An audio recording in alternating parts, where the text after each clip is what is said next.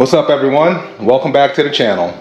So this is an update on my budget build. Cut some lights on it here. Okay, so this is the budget build. At one point this was a very exciting drag bike, but as you can see, just as I promised in previous videos, it's being converted back to street. Now, you know, it's funny, like when you have a race bike, all you guys out there building race bikes, depending upon how streetable it is, if you ever want to sell it, you know, you're going to have to find someone specifically to buy the damn thing. So I'm not selling this as of yet, but I could foresee myself maybe down the road, depending upon output and if I enjoy it enough, selling it. So let's get to the budget build. So I got my Vortex rear sets, and you know, initially I was going to go with 2 wheels, lightweight carbon fiber rear sets, but you know, I spoke to 2 wheel. I think he has some things to work on. He said he would give me some or send me some, but I don't know how strong. I mean, I'm pretty sure they're strong for the average lightweight, but you know, for me at like 250 pounds, yeah, 250, not 270 anymore. Your boy's working, you know, since people want to run their mouths a little bit. So I'm getting my life together slowly but surely. Anyways, so, you know, with the build, I have to replace these forks because they're cut. And I was going to keep it on there because, you know, getting the bike as low as possible in the street. It has a sidewinder, flat pan, all of that. I think that it would be better, but like for the street, it probably wouldn't work itself out very well. See, the thing is, you know, in the drag strip, most drag strips are relatively flat, so if you have cut forks, you don't really have to worry about too much suspension travel. However, in the street, you got to brake real fast, something like that. Like, you know, it just increases your chances of going down. And I've been in some situations where, you know, at the end of the drag strip, I'm on the brakes, but I had to grab a little bit of rear brake because this thing is still trying to slow down, but there's bumps and stuff, and you know, it just depends on the strip. So I opted to trade these forks out with the guy that bought my fairings. He has the OEMs, so I'm gonna just put the OEMs back on so I have some travel, and then we're just gonna trade straight across the board. So that worked itself out because I don't have to spend any money. And as you know, if you're building a Busa, you know, forks are pretty expensive unless you can find them cheap. What else is there? You can notice that there is a lot of wiring stuff going on here. And what I've done is essentially pulled almost everything that was on the bike off. This bike was done like several years ago by my current builder, Lee Tomlinson. And while he did an awesome job, he probably assumed that I wasn't going to touch it. And now I'm touching things. So in order for me to make this thing streetable, and to understand what's happening, I'm just going to take everything off and then put it back on. I mean, that's double the work, right? That makes sense, right? So the air shifter and stuff, that's weight. And I was sitting there thinking about it. I was like, do I keep the air shifter on there or not? Well, my other bikes are going to have an air shifter, so why? For a street bike, I don't necessarily need it. You know, because this is, again, in the middle. It's in the middle. So I got the Anatory, and you can see I had my grudge shifter stuff on there. You know, lightweight billet pieces. I had all of this stuff. I don't know how much this weighs because I didn't weigh it, but I've already started laying the Anatory stuff out, just kind of seeing what I have to do, and I'll get to it, but I took all of that off. Now, if I want to add all of this stuff back on, of course I can. But I just don't see the need for all of this air shifter stuff at the current time. Now, the swing arm. The swing arm has been ordered. Evil is, I guess they're working their magic. They're going to send it to me eventually. The average time is about 6 to 10 weeks. And I don't know if it's going to take them that long, but I do know that I do kind of like the stock wheelbase look, but and I enjoy trying to ride bikes that's like stock wheelbase. You know, it kind of keeps your skill level on par. Because this is the way I think about it.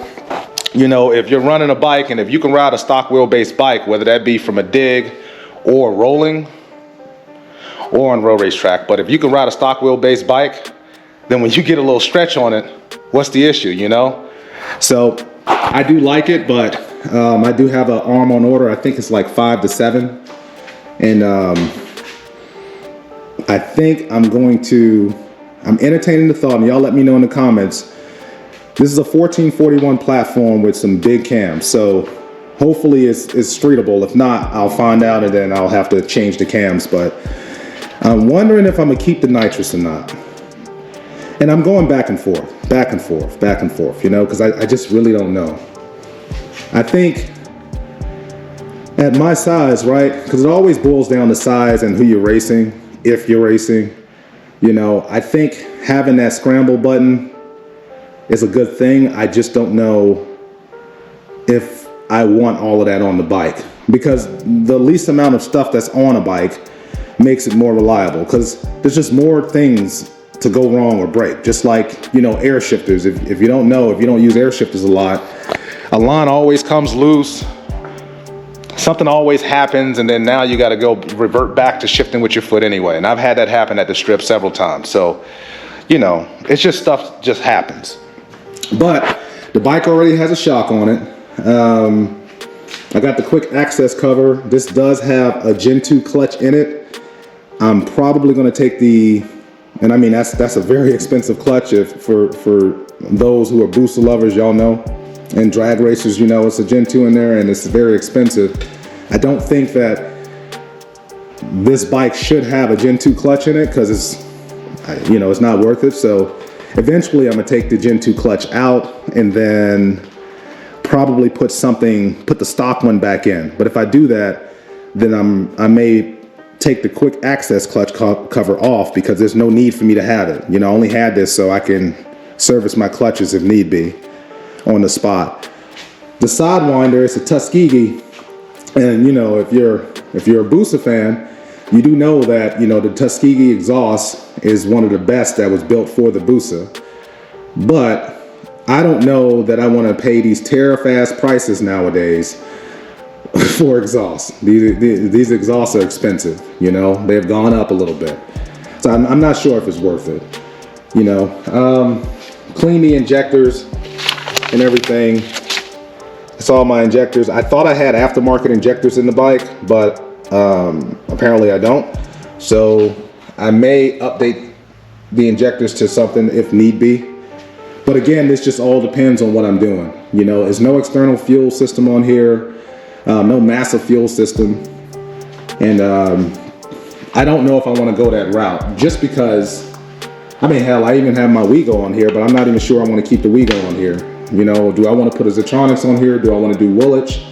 You know, right now the bike has, or will have, ECU editor. That's why I pulled everything off the bike, because I'm gonna try to run the nitrous and everything through ECU editor instead of, because Woolwich, I think there's some options, but I don't think it's as many options as ECU editor. So, and last but not least, am I running a rear brake? I'm gonna run a rear brake. I'm gonna keep the rear brake, because again, you know, ultimately, well, what do you think? Should I take the brake off? I don't think I should. I mean, you know, over here, I don't know how y'all's traffic are where you live, but you know, sometimes when you gotta do an emergency brake and everybody's like, oh man, one rotor stops just as well as 2 or 3. All right, yeah. No, it doesn't. So, I mean, we can stop that, because that's not true. You know, it's not true at all.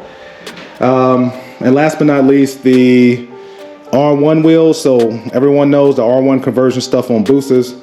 You know, you can do this with aftermarket wheels too. As a matter of fact, I have done it with carbon wheels, Cormoto, whatever. So these are lighter than and cheaper than the stock Busa wheels. So if you don't want to pay thousands of dollars for lighter wheels, you can do the R1 wheels. I will be changing the tires and stuff on the bike eventually. but I don't want to do double the work. So I'll wait until the swing arm and stuff get in, and then that's when I'll change it. And I want to say, last but not least, I do have the subframe turned in and the fairing stay. And so because this bike is a Gen 2, I am converting the bike to a Gen 3. So all of the race bodywork that I originally bought for my other race bike, my actual race bike, that was originally like a Catalyst i1 Moto.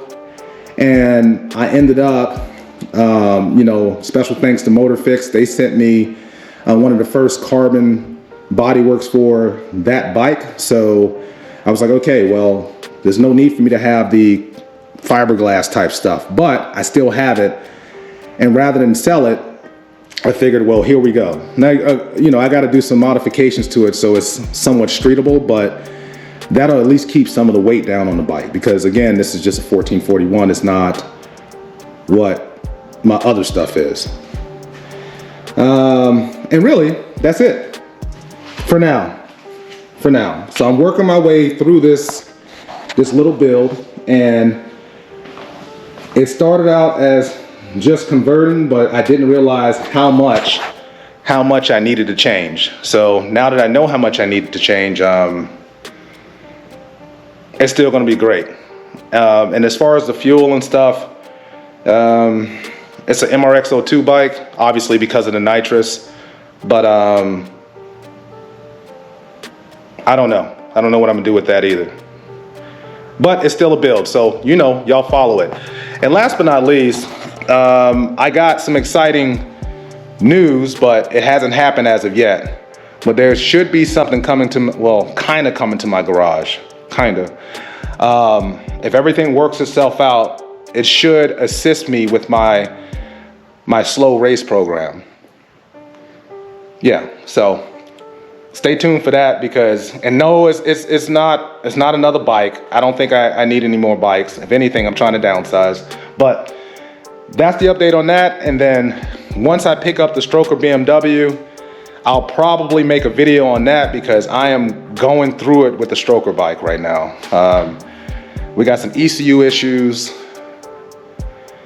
Then if you look in previous videos, my wife's S1000, her 16, something's going on with that. I haven't even taken that motor apart yet to check out what's going on with that. Probably there's some crank damage because there's some stuff in the oil pan. So, but the cool thing is, I believe I have an extra crank, because I have a whole nother S1000 motor, just like I have a whole nother booster motor with parts and stuff, just in case stuff happens. So I don't know if I'm gonna fix that motor or if I'm gonna park the race bike out. You know, it has swing arm, all these lightweight components, definitely lighter than her 16, an actual shock on it and everything. So, but if I decide to part that out, I'll obviously make a video about it. You'll know on my IG. Yeah. And then before I go, there's some other things going on behind the scenes too, but again, in the near future, that stuff will be announced, some sponsors, that sort of thing. So it's gonna make some sense, and hopefully for everyone who keeps calling me slow and picking at me, you know, I really hope that you guys are prepared to stand on it. And I hope it ain't with an H2, because you know, the funniest thing, I'll say this and then I'll get off. The funniest thing is, like, with an H2, right? People, like, they get H2s, right? And they feel like they're invincible. Like, there's nothing that can beat you, you know? And especially if you're a smaller guy. I'm a heavier guy. And the coolest thing that I have that the average doesn't is, I happen to have one. And it's not really a slouch by any means. It's not like one of the as I consider the top 5.